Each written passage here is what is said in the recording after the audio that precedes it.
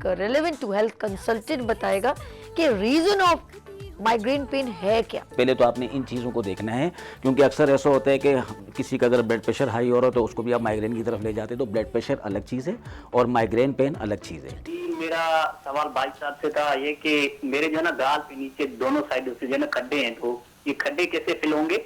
आज हम बना रहे हैं बेसन का paratha with chilli pickle. Schools में अगर कुछ छोटी छोटी हेल्दी एक्टिविटीज करवाते थे जिसमें बच्चों के पपेट शो हो गए, गेम्स हो गए, ये होता है मेंटली फिजिकली यानी हल्के फुल्के अंदाज में, वो फिर आगे चल के इन्होंने इसको कार्निवल फेस्टिवल और गाला ये इसमें कन्वर्ट किया।